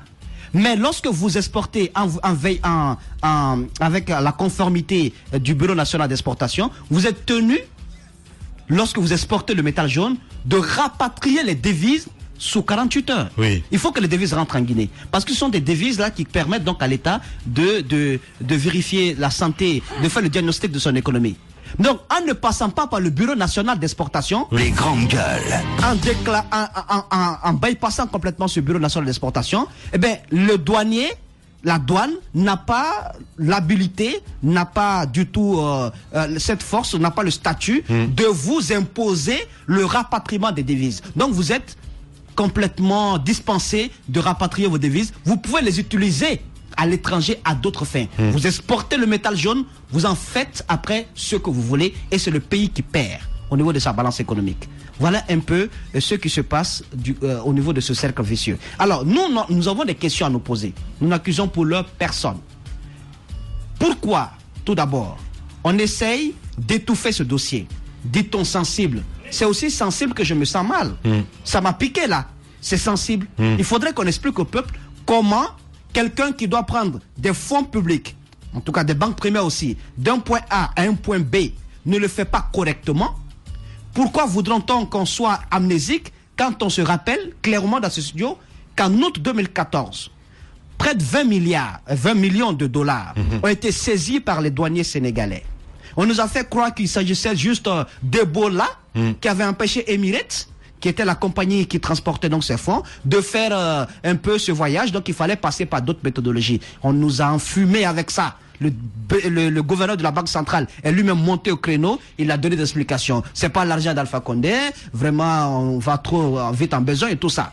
Mais puisque le péché ne dure, le péché ça se paye souvent sur terre, surtout quand vous mangez des fonds publics. Eh bien, voici la répétition de la scène. Il faut que MSS s'explique. Il faut que le gouverneur de la Banque centrale, parce que il faut qu'on rappelle cela, c'est important. La Banque centrale a une autonomie. Il y a une loi qui lui donne une certaine autonomie et qui fait que même la présidente de la République ne peut pas lui imposer des sorties d'argent. Sans le respect, c'est son conseil d'administration qui travaille et aucun franc ne peut quitter la Banque centrale sans le consentement et l'autorisation du gouverneur de la Banque centrale. Il faut qu'il s'explique. C'est quand même la deuxième fois que cela revient. Il faut qu'on nous explique également comment est-ce que cette mine d'or a vu le jour et pourquoi toutes ces personnalités ont leur nom sur la liste. Peut-être que avant la fin de la semaine, nous allons revenir également sur cette mine d'or. Et également, qu'on nous dise les conséquences pour le pays. On n'est pas en train d'enfoncer le pays, mais on est en train de dire aux gens de faire attention, parce que les petits jeux qu'ils font, où ils jouent au petit malin, ça peut avoir des conséquences désastreuses sur la gouvernance actuelle, mais également sur le peuple souverain qui n'a rien à voir dans cette combine. Lorsque vous exportez de grands fonds, aujourd'hui, de la Guinée à l'étranger, mais c'est tout un problème. Parce que tout simplement, les Américains et autres, les fixes sont au contrôle, ils sont aux aguets. Parce que la Guinée est en train de montrer vraiment que nous avons des ingénieurs en vol. Il faudrait qu'il y ait des explications et nous allons approcher toutes ces personnes, même si les deux ont quitté le pays, on espère que c'est pas une fuite, on vous dit pas que vous avez fui le pays, mais il y a des représentants qui sont justement, là. Justement, je suis d'accord avec vous parce que le gouverneur, le ministre du budget, entre autres, le ministre de l'administration du territoire, il faut le dire également. Bien. Nous ne l'accusons pas, Bourema Condé, il n'est pas accusé, mais nous avons besoin de l'entendre, nous avons besoin de l'écouter, parce que le nom qui a été donné du côté de Mandiana, c'est quand même quelqu'un de sa famille. Il faudrait mais son fils, il faut le dire. Les grandes gueules de Radio Espace Guinée reçoivent un panel d'invités et des interactions avec les auditeurs ont lieu sur l'actualité du moment. Les colères, les propositions sont entendues. Les grandes gueules de Radio Espace Guinée se veulent un reflet des préoccupations des Guinéens. Les grandes gueules, une émission populaire qui invite des politiques, des économistes, mais aussi des acteurs de la société civile guinéenne. À suivre tous les jours, 9h-11h sur Radio Espace Guinée et nos radios partenaires. Les grandes gueules. Tout sur les dessous de l'actu. Ici, l'actu rime avec liberté de ton sur Radio Espace. Le retour des GG ce lundi 3 septembre 2018, la rentrée évidemment, mon cher Tamba Zakari Milimono. On a écouté Moussa Moïsila et Abouaka Diallo. Cette enquête à suivre évidemment. Absolument, on va y revenir. Trois choses à dire pour ce départ. La première, c'est l'intelligence, l'ingénierie qui accompagne ce vol. On nous parle de ponction. Pour faire simple, c'est-à-dire, il y a le gros magot, mais on prend un peu, plusieurs fois. Oui. Absolument. À chaque fois, on prend un peu. C'est comme quand on vole le poisson dans la sauce. Dans la sauce. Ah, Roby, tu connais. Oui, on l'a fait. Absolument. On était gamin. Voilà. Tu comprends? Maman ne se rend jamais compte qu'il y a un morceau de poisson qui a disparu jusqu'à ce qu'on t'attrape la mettre dedans. Exactement. Donc, à force de répétition, on va se rendre compte, et c'est justement là qu'on en arrive. À force de répétition, on se rend compte que l'argent qui a été volé, il est quand même beaucoup. Oui. Il s'agit de 21 millions de dollars aujourd'hui. C'est énorme. Ça, c'est quand même quelque chose à souligner. On est très ingénieux au niveau du vol. Le deuxième aspect que je veux souligner, c'est qui est concerné. Vous commencez à en parler, on vous dit c'est sensible, comme le disait Moussa Moïse. Question de sécurité nationale, raison d'État. Si vous le faites, ça va affecter les échanges commerciaux entre la Guinée et d'autres pays, le monde entier, les programmes financiers qu'il y a autour. C'est comme on nous disait autour des 10 000 de carburant. Vous touchez, le FMI va faire ceci, va faire cela, et à cause de vous, on va bloquer la Guinée. Moi, j'ai envie de leur dire, le pays est déjà bloqué. Avec ce genre de vol, il faut absolument y aller. Il y a des ministres, comme le disait Moussa Moïse, il y a d'autres têtes, ceux qui sont chantonnés au quotidien en Guinée, sont concernés par cela. À mon avis, il faille. Et c'est la troisième chose que j'ai envie de dire avant de donner la parole, c'est de dire tout simplement que le Premier ministre, en prenant fonction, il y a 3 mois, il a dit qu'il va lutter contre la corruption. Oui. Et bien ça, c'est une forme de corruption, mais à très très grande échelle. Et ceux qui sont cités dedans sont très proches de lui. Ce qu'il faille faire, c'est d'exiger justement que ces gens-là s'expliquent. Il faut qu'ils s'expliquent absolument. Au lieu de cela, on nous commandite des faux audits. On audite la direction nationale des impôts, on audite tel, mais après, vous voyez les résultats, on dit non, il n'y a pas eu de vol, le gars il est blanc comme neige. Moi j'ai envie de dire, il faut que l'on sorte de la farce et que pour un moment, on décide d'aller plus sérieusement. Parce que je vais vous dire, le vol est tellement ancré dans nos pratiques en Guinée que si l'on ne prend pas la mesure de la chose, si l'on ne décide pas, nous tous, nous allons asseoir ce pays-là. Allez-y, Madame Hiro. Moi, j'ai l'impression que la Guinée est devenue une île au trésor où tout le monde vient s'enrichir. C'est les amis mauritaniens du président, c'est des Chinois, c'est des Burkinabés. Vous imaginez ce matin à dire que si on veut s'enrichir, c'est pas dans l'administration, ça à dire combien la gangrène est là, combien c'est compliqué. C'est extraordinaire. Ceux qui ne s'enrichissent pas dans la fonction publique sont ceux qui ont la main à la pâte, ceux qui travaillent, ceux qui cravachent dur. Mais ceux qui sont au sommet. Cette sortie de Hariman aussi, justement, sur Facebook, qui dit que quand vous êtes de l'administration, vous et que vous ne volez pas, vous êtes maudit. C'est ça en Guinée. Quand vous êtes un ministre de la République, que vous n'avez pas réussi à envoyer tous vos enfants à l'étranger, que vous n'avez pas réussi à construire, à changer l'image de votre village, que vous n'avez pas réussi à construire des châteaux, on dit que vous êtes maudit, tout simplement. Vous imaginez, ça me rappelle un reportage qui est passé dans le journal hier, un jeune qui disait on est né dans la souffrance et nous continuons à souffrir. Vous imaginez, on est tenté de donner raison aux syndicalistes qui s'entêtent, qui tiennent des propos durs dans leurs revendications. Par exemple, par rapport au prix du carburant, on se dirait que si les richesses de la Guinée sont gérées de façon normale, on n'aurait pas besoin d'augmenter le carburant, d'aller à ce prix. On n'aurait pas besoin de subventions de ces institutions, de FMI et Banque mondiale. Parce que imaginez 2 millions de dollars par mois qu'on éponge sur des fonds. Ça c'est un dossier qu'on a réussi vraiment à débusquer. Combien de milliards de dollars sont détournés en Guinée? Ces personnes qui sont tout le temps dans l'administration sont citées. Vous allez voir, les gens vont se bouger. On va essayer de taire le dossier. On va essayer de mettre le pied là-dessus. On va essayer de sortir des explications, comme on l'avait fait avec l'argent qui avait été, arrêté, arraisonné du côté de Dakar. Ouais. On trouvera toujours des explications là-dessus. C'est pour cela que dans ce pays, on a besoin de syndicats forts, d'une société civile forte. Ouais. Parce que c'est eux qui pourront nous aider à avancer. Ouais. Ceux qui sont là au trône, je veux dire au trône, parce que ils sont là, ils sont en train de s'enrichir. Ils ne vont jamais se lasser. Ils feront tout ce qu'il faut pour continuer à être dans le beurre avec eux, leurs enfants, leurs petits-enfants, leurs arrière-petits-enfants, à enrichir leur famille. Ceux qui sont dans la souffrance continueront à souffrir. Bien. Au pays des dadis, mais tout est possible, mon cher. Mais c'est ça, tout est possible et tout est faisable. Oui. Malheureusement, quand on entend qu'il y a des étudiants du côté de Cancan qui savent créer des sociétés et se transformer en convoyeurs de fonds à l'étranger du côté de Dubaï et tout ça, moi je serais content le jour où j'apprendrai que dans ce pays, quand on vous a nommé ministre, au lieu d'avoir les sourires jusqu'aux oreilles, vous êtes inquiet parce que vous dites que ce pays, il y a beaucoup d'enjeux, etc. Mais je me souviens, à la veille du décret du Premier ministre Kassouri Fofana, c'était la beauté. Écoutez, je me souviens de son expression ce jour-là, Machougi Inadi Galaxy. Effectivement, ce gouvernement est sur une galaxie. Eh ben oui. Une galaxie, parce que avec tout ce qu'on entend, on est en train de parler du dossier de convoyement des fonds. Il y a un autre dossier à la Banque centrale qui est encore plus dangereux que celui-là. C'est le paiement des bons du Trésor. On a listé des entreprises, des chèques à payer aux bons du Trésor du côté de la Banque centrale. On a limité. On a dit, bon écoutez, désormais, voilà les numéros de chèques, voilà les niveaux de chèques qui doivent être payés. C'est-à-dire que d'autres ne sont pas payables normalement. Et ça, vous vous rendez compte que le conseil d'administration dont vous parlez, vous vous rendez pas compte que le président de la République lui-même est membre des décisions qui sont prises au niveau de la Banque centrale.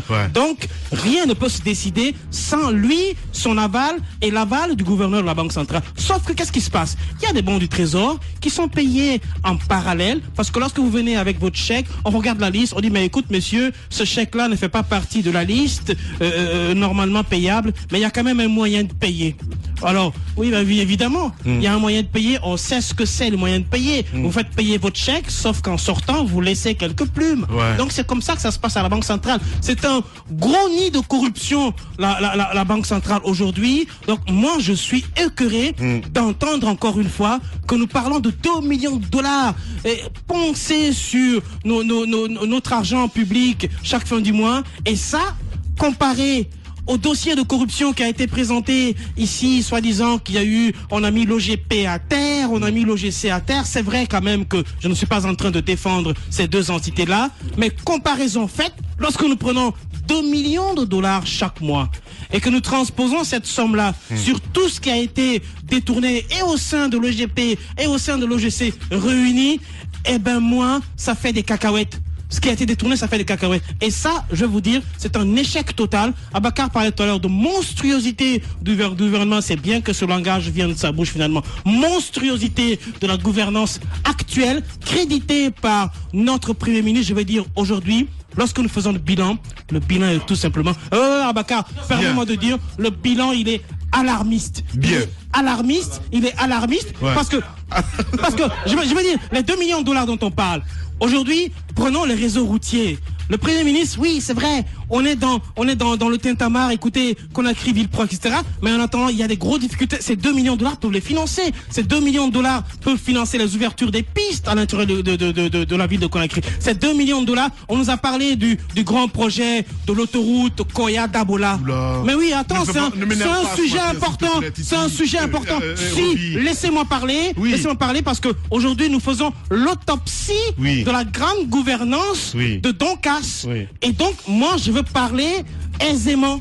On a parlé du grand projet d'autoroute de Koya-Dabola. Eh ben, le pont de licence est affaissé. N'est-ce pas? On nous parle. On a oublié que il fallait revoir un petit peu les ponts et tout ça. Évidemment, non seulement on a oublié qu'il fallait revoir les ponts, permets-moi vite, très rapidement, même si je sais que tu es allergique au temps, mais permets-moi de dire ceci. Au lieu de nous mettre les nids d'écureuils du côté de l'Insan, on aurait pu voir un grand projet d'établissement de pont à 4 voies en prévision de la grande autoroute Koya-Dabola. Qui a vu ça? Rien du tout. Donc ça veut dire que c'est du pipeau. Moi je veux dire, dans ce pays, il faut qu'on soit sérieux, il faut qu'on fasse un bilan concret, un bilan pragmatique de cette gouvernance et qu'on dénonce l'État pour que ça puisse changer. Tant qu'on applaudit les chefs, ils vont danser au rythme de nos applaudissements. Ça, c'est ce que je veux dire. Oui, et tu es au pays des daddies. Est-ce que vous réalisez que vous n'aurez plus jamais l'occasion de revoir le président des États-Unis? Que vous êtes en train de parler de l'homme le plus puissant au monde? Il m'a dit qu'il m'aimait. C'est fini pour vous, vous êtes fichu. Elle fait trembler la Maison Blanche. Elle peut faire beaucoup plus. Scandale, la série qui va faire du bruit sur Espace TV. La normale s'impose en norme. Le sens n'est plus sens. L'intelligence décriée et la médiocrité célébrée. Brisons cette inversion des valeurs. Bienvenue chez les grandes gueules de Radio Espace Guinée, en ondes depuis plus de 7 ans en Guinée. Les grandes gueules. Tout sur les dessous de l'actu. Ici, l'actu rime avec liberté de ton sur Radio Espace. Avec vos réactions évidemment sur nos différentes plateformes. Un peu plus tard, on verra avec la réalisation pour afficher ça à l'écran si vous nous regardez à la télévision. Un complément d'enquête. Oui, juste, c'est dans le même sillage. Pour rappeler que la Banque centrale a quand même son autonomie. La loi L 2014/016 du 2 juillet stipule en son article 6 que dans l'accomplissement de ses missions et dans l'exercice des pouvoirs qui lui sont conférés par la présente loi, la Banque centrale, ses organes et membres quelconques de son organe et les membres de son personnel ne peuvent ni solliciter ni accepter des instructions du président de la République, de tout autre organe ou organisme de l'État ou toute autre personne. Ces derniers ont l'obligation de respecter ces principes et de ne pas chercher à influencer la Banque centrale, ses organes, les membres de ses organes et son personnel dans l'accomplissement de leur mission. Personne n'interfère donc dans l'exercice de ses activités, sauf ses organes à elle, comme le conseil d'administration et le cabinet de monsieur le gouverneur. Bien. Moi, j'estime que c'est vraiment le maître, le capitaine à bord. Donc, c'est lui qui signe, c'est lui qui ordonne, c'est lui qui doit s'expliquer. Voilà, et cette affaire polémique, on part du côté du port autonome de Conakry. Tamba, vous étiez là cet été, hein? Et c'est un autre dossier qui a fait couler beaucoup d'encre et de salive. Mais encore une fois, le grand argument qui nous a été brandi, comme dans le cas des 10 000 francs sur le carburant, c'était l'urgence. On nous a dit, le ministre des Transports, le ministre d'État des Transports, Abakar Silla, a dit, on était pressé, il y avait une urgence, il fallait aller signer. Mais allons pas à pas. Dans les jours à venir, on va s'intéresser à ce dossier de manière plus ample. On va essayer de le déchiqueter, comme on dit, pour dire à l'opinion exactement ce qui est en train de se faire. Et sur la question du port autonome de Conakry, chaque Guinéen a le droit. Chaque Guinéen doit s'indigner par rapport à ce qui s'est passé.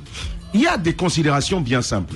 Premièrement, que tout au départ, Moussa Moïse, vous vous rappelez des dénonciations qui avaient commencé ici. Et on a cru que ça n'allait jamais avoir lieu parce que quand on a écouté les dénonciations, les révélations de Moussa Moïse, on a dit mais ça ne peut pas être possible.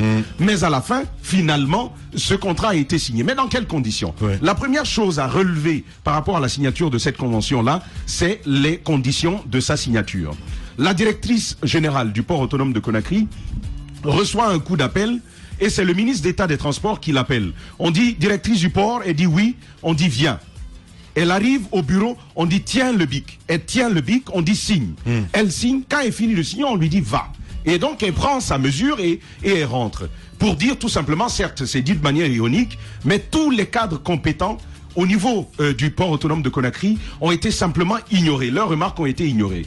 À l'intérieur de cet accord, il y a quelque chose de très grotesque qui a été dit, parce qu'on a eu la version signée même de cette convention-là.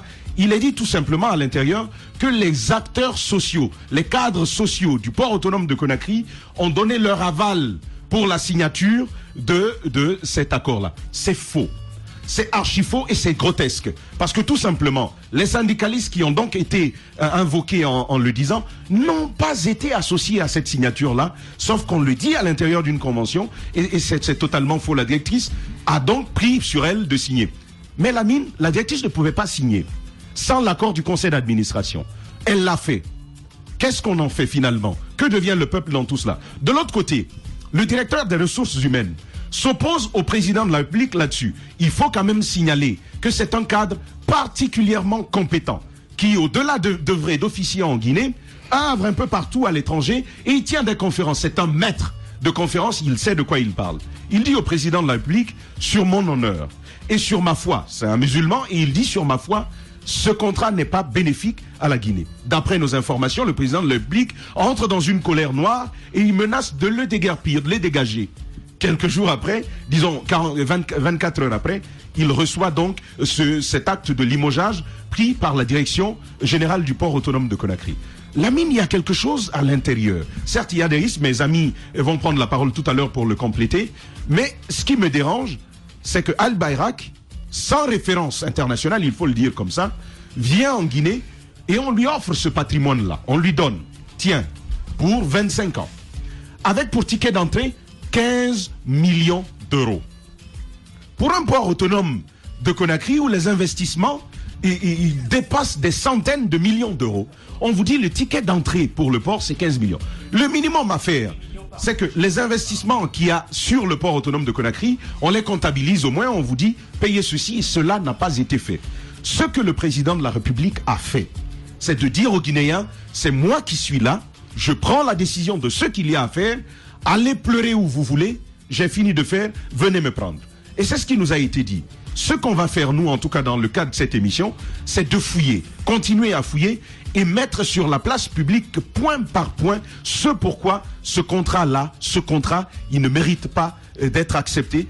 Parce que le risque aujourd'hui, je conçois la question du carburant, les 10 000, et je conçois cette question de la signature du port autonome de Conakry comme un ballon d'essai. On parle du 3e mandat depuis plusieurs moments. Mais le président de la République joue à nous comme à un enfant qui vous pince. Il vous pince un peu, il regarde ce que vous allez faire. Et le peuple de Guinée, passif, laisse passer. Ouais. De l'autre côté, il vient, il signe ce contrat, et puis ça va, tout le monde est d'accord, la vie reprend son cours normal. Si le président de la République assoit la certitude qu'en Guinée, il peut faire ce qu'il veut, le 3e mandat, eh ben tenez-vous bien, on est parti pour cela. Voilà, allez-y, mon cher Roby. T'as fermé ton micro. Je suis choqué d'autant plus que l'un des acteurs principaux de cette signature de contrat au niveau du port, c'est bien le ministre des Transports, qui hier était un farouche opposant au régime actuel, qui aujourd'hui prend la parole et magnifie tout ça. D'ailleurs, crédit photo du côté de Cancan, on les a vus. Il faut les rappeler que lorsque vous mangez à la même table que les autres, au moment où vous prenez la photo de famille, vous vous cachez pas derrière. Parce que lui et Mouktar, on les a vus, ils ont attaché le fanion au bras. Peut-être c'était pour mettre le fanion jaune au bras. Peut-être c'était pour cacher dans le dos, peut-être au moment des prises de photos, sauf qu'ils ont été surpris. Si vous avez changé de camp, eh ben le fanion, ça se porte au cou. C'est ce que je voudrais leur dire. Moi, c'est juste pour rigoler un peu avec ça. Ouais. Mais pour vous dire sérieusement, aujourd'hui, ce pays va mal. Ce pays va mal. La République du port autonome de Conakry, un port qui est censé être très compétitif, parce que lorsque j'ai écouté le ministre d'État au transport, désormais, on passe de 8 millions à 15 millions. On se réjouit de tout ça. C'est quand même un État qui parle d'une performance à ce niveau-là, j'en pleure. Comparaison faite au port d'Abidjan, de Dakar, etc., du Bénin, il n'y a pas match. Patrice Talon a retiré la gestion du port de Cotonou à Bolloré parce qu'il a estimé que ça ne se passait pas dans les conditions. Pourtant, il y a eu un grand investissement. Nous, ici, récemment, je vois la cellule de com de la présidente de la République qui nous parle de signature des accords sur la route, de la soie en Chine. Vous savez, les grosses terminologies comme ça, on aime bien nous les montrer. En réalité, c'est rien du tout. Ça ne sert à rien de continuer à raconter des histoires. Ce pays, aujourd'hui, a mal. Je veux dire, tous les accords qui ont été signés depuis l'avènement du professeur Alpha Condé, tous ces accords-là sont en souffrance. Vous discutez avec les techniciens, ils vous disent que un gouvernement sérieux, un État sérieux, dans les prochaines années, tous les accords qui ont été signés sous cette gouvernance-là seront des accords à revoir. Voilà, je pense que Cass doit... il a tout cassé, hein. Ben oui, voilà. Cass a tout cassé. Voilà. Radio Espace Guinée, les grandes gueules. Attention aux travers dans la profession.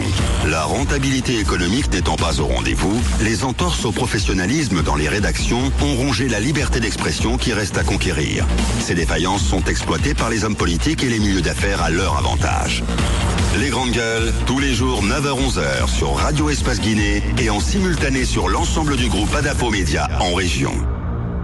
Les grandes gueules.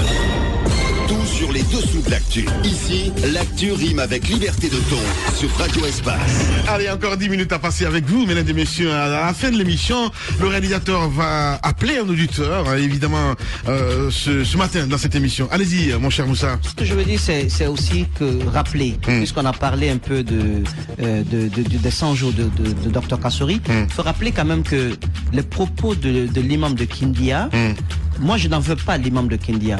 L'imam de Kindia a trouvé que la brèche est ouverte. La brèche est ouverte par les transgresseurs de la loi. Je maintiens mes propos. La loi a été violée à la matière. L'imam n'a fait que s'embourber là-dedans. Si nous n'étions pas passés par cette méthode autour de la table de la conférence de Berlin, si nous avions respecté la voix des citoyens, eh bien, est-ce qu'un imam se serait permis à Kindia de dire tel citoyen, bien que légalement établi, né là-bas, il faut trouver quelqu'un d'autre parce que lui, il a un certain nom et tout ça, mais c'est grave, il n'aurait pas dit cela. C'est parce que les politiques et le pouvoir en place, parce qu'ils ont ouvert la brèche. Ils ont ouvert la brèche. Donc, il faut éviter de commencer à violer la loi parce que vous ne savez pas où est-ce que ça peut se terminer. Vous ne pouvez pas être celui qui donne le ton et dire aux autres, eh bien, taisez-vous. C'est pas normal. Voilà, donc j'aimerais rappeler cela. Et puis aussi rappeler aux syndicalistes que le Premier ministre, avec son équipe, ils ont réussi quand même à mettre en place un certain mécanisme pour permettre d'abord aux fonctionnaires, en tout cas ceux qui évoluent du côté du secteur public, de leur permettre donc d'avoir des logements décents, d'être propriétaires plus tard. Les logements sociaux, ça existe un peu partout en Afrique. Nous étions en retard pour cela. Il y avait quelques combines autour parce que des sociétés étaient venues ici pour avoir des contrats, des parcelles et construire gratuitement, pas gratuitement, mais construire et donner des avantages pour que des citoyens puissent aussi avoir leur Plaza Diamond. Parce que de l'autre côté, c'est pas à notre portée. Eh bien, il y a eu des complications. Maintenant que le chemin a été balisé par le Premier ministre et son équipe, il faudrait que les syndicalistes puissent quand même profiter de cette main tendue parce que les banques primaires interviennent là-dedans. Je ne sais pas si vous êtes au courant de cette signature, Madame Yoro, puisque vous faites un peu celle qui est étonnée. Eh bien, les banques primaires interviennent là-dedans. Les promoteurs ont des terrains qui ont été déjà, ciblés là-dessus. Il faudrait que cette mesure puisse voir le jour puisque elle est beaucoup avancée dans les négociations. C'est important. Parler de réclamer beaucoup ses droits, c'est important, mais il faut penser aussi à ceux qui vous soutiennent derrière. Ils n'ont pas de maison, ils payent le loyer cher. Être propriétaire, c'est un peu le rêve de tout le monde. Puisque la main est tendue, il faut en profiter. Voilà, allez, on part à la SOGEAG à Bakar avec les restrictions du conseil d'administration. Vous le dites si bien. Oui, vous vous souvenez de ce dossier dont on a parlé dans ce studio. Nous avons d'ailleurs reçu à l'occasion l'ancien président du conseil d'administration, l'ancien ministre Boubacar Sow, donc qui a été tout simplement dégommé pour avoir inscrit un sujet sur donc des dispositions que la direction, plutôt que le conseil d'administration, voulait prendre à l'encontre du directeur général sur des soupçons de détournement ou sur des cas de détournement avérés. Parce que les enquêtes avaient été menées, il avait été établi que j'oublie son nom, le directeur général, monsieur Kabassan, s'était rendu coupable d'un détournement portant sur plus de 4 milliards de francs guinéens. Cela avait été avéré lorsque M. Boubacar Sow et les autres membres du conseil d'administration, parce qu'il faut rappeler que l'État n'est pas seul propriétaire de l'aéroport de Conakry et de tous ses annexes. Il y a par exemple la SOGEAG qui gère cet aéroport. À l'intérieur donc de cette société, il y a les aéroports de Paris, de France, qui détiennent une partie des actions. Donc, à l'époque, M. Boubacar Sow avait été sanctionné, il avait été renvoyé de la tête du conseil d'administration à cause du fait qu'il avait inscrit ce point concernant les sanctions qui devaient être infligées au directeur général. Aujourd'hui, on sanctionne donc celui qui voulait remettre de l'ordre en lieu et place de celui qui s'est rendu coupable d'un détournement. Et qu'est-ce qui arrive? qu'est-ce qui arrive? C'est que le conseil d'administration, qui à l'intérieur duquel ce sont les Français qui sont les plus forts, le conseil d'administration donc a décidé finalement que le directeur général ne peut plus signer de sortie d'argent au-delà de 50 millions de francs guinéens.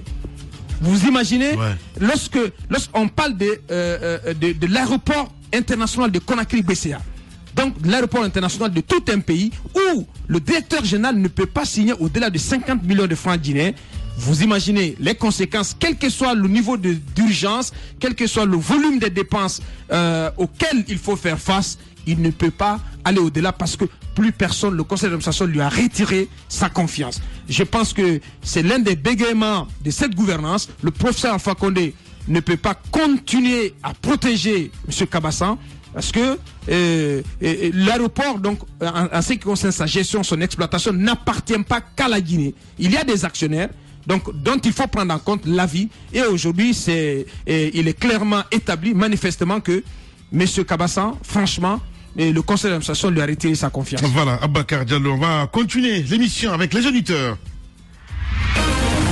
Radio Espace, les grandes gueules, les GG et vous.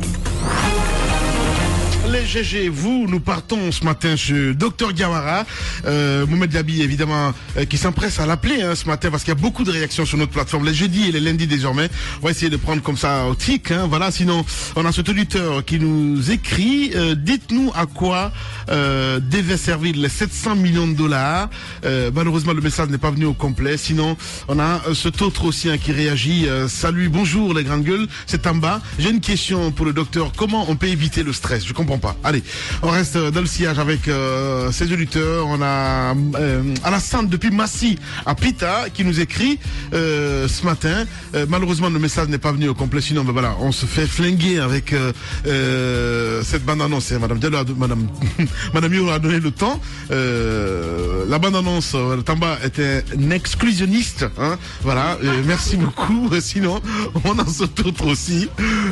Bonne continuation à vous. Merci à tous ces auditeurs, évidemment, à l'international. Est-ce qu'il est là, l'auditeur Mohamed Diaby? S'il n'est pas là, qu'est-ce qu'on va faire? Parce qu'il y a beaucoup de secteurs, évidemment, dont nous allons parler ce matin. Malheureusement, on est pris par le temps, Abakar, parce que vous parlez aussi de l'agriculture, entre autres. On parle aussi des pistes rurales, batailles rangées, scandales. Beaucoup de choses à dire. Beaucoup de choses à dire dans le secteur de l'agriculture. Vous prenez la fourniture d'engrais. On va revenir dans un instant. Docteur Diawara, bonjour. Bonjour, ça va? Oui, ça va très bien. Vous nous avez écrit ce matin, docteur Diawara. Vous êtes où exactement? Dans quel coin de la Guinée?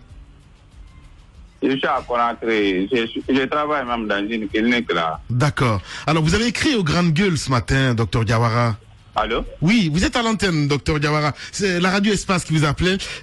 Vous nous avez écrit ce matin. J'arrive pas à retrouver les SMS en fait, parce que pour nous, je pense que c'était important de l'appeler, une manière de développer un petit peu ces arguments en direct dans l'émission. Vous êtes où exactement à Conakry? Je travaille à la carrière. À la carrière. Vous nous avez écrit ce matin, docteur Diawara. Non, c'est pas moi qui vous ai écrit. Mais on va pas inventer le nom quand même. Mais allez, merci beaucoup en tout cas. Le message est passé. Allez, on a carrément à la fin, Titi. Tu disais plutôt par rapport aux pistes rurales, mon cher ami. Oui, aux pistes rurales. Je vous évoquais ce dossier où on parle d'un détournement de plus de 115 milliards de francs guinéens avec différents niveaux d'implication. On va revenir largement là-dessus. Il y a la filière coton, donc qui est en souffrance du côté de Kankan. C'est un projet quand même qui, normalement, s'il était bien géré, apporterait une plus-value en termes de création d'emplois, de richesses et donc de ressources à la disposition des populations donc du côté de la Haute-Guinée. Oui. C'est un projet qui aujourd'hui est à l'article de la mort, on va le dire comme ça, de plus de 40 1000 tonnes autant de Kassouri et de Sidi Touré à l'époque sous Comté. Aujourd'hui, on en est qu'à 5000 tonnes par an. Donc, vous voyez comme une fois, c'est un secteur qui est en souffrance. Ouais. Il y a cette affaire de tracteurs aussi. Toutes ces machines que vous voyez dispatchées sur le territoire et qui sont, on va le dire comme ça, importées au bénéfice des agriculteurs, il y a une grosse magouille autour de ça parce que toutes ces machines sont encore une fois à la disposition d'un des acteurs clés de ce secteur. Je vais nommer le Malien Kanyasi, qui est aussi un des ministres, on va dire comme ça, des ministres. Parce que ce secteur, c'est au moins 7 ministres. 7 ministres de l'agriculture en Guinée, à commencer par le président de la République. Il est un conseiller du président sur le secteur de l'agriculture. Il intervient dans le domaine des pépinières, dans la gestion des machines, mais aussi dans d'autres sous-segments. Donc, c'est une bataille rangée entre plusieurs acteurs. Ça fait aujourd'hui que notre agriculture, il n'y a pas grand espoir donc qu'elle puisse donc connaître un meilleur sort. Allez-y. Et franchement, quelle expérience il a pour gérer le côté tracteur à la présidence. Il faut aussi parler, on va aussi parler longtemps de cette saison des mines, puisque le contenu local, c'est vraiment un aspect important dans la création de l'emploi jeune du côté de Bokeh. Ce n'est pas du tout respecté. Il y a une contradiction totale entre les accords qui ont été signés entre l'État et les différentes sociétés minières qui évoluent du côté de Bokeh. Ils ont obligation de donner de l'importance au contenu local. Ce n'est pas du tout le cas. Vous avez plusieurs barons, nous allons même citer des noms, plusieurs barons de cette gouvernance qui ont des sociétés du côté de Bokeh, qui font et dans le transport et même parfois dans l'exploitation minière, qui ont complètement, si vous voulez, rendu hermétique, complètement rendu hermétique le secteur minier du côté de Bokeh. Vous ne pouvez pas y entrer. C'est comme dans le trafic de drogue. Aujourd'hui, le secteur minier est complètement fermé. Le respect du contenu local, nous allons y revenir, c'est important. Merci beaucoup, merci à vous, merci à toute l'équipe de GG, mesdames et messieurs. On a terminé ce matin. Grand merci à Mohamed Diaby à la réalisation, Mamoudou Kondé était là, Djibril Kabak Kamara, Monsieur Silla aussi, Monsieur Souma pardon était là. Grand merci à Salif Foulifo Sissé. Dans un instant sur Radio Espace, Arnaud Béchier qui vous retrouvez avec Zik. Laisse passer la matinée à qui on dit bonjour Arnaud. Évidemment, beaucoup de nouveautés ce matin.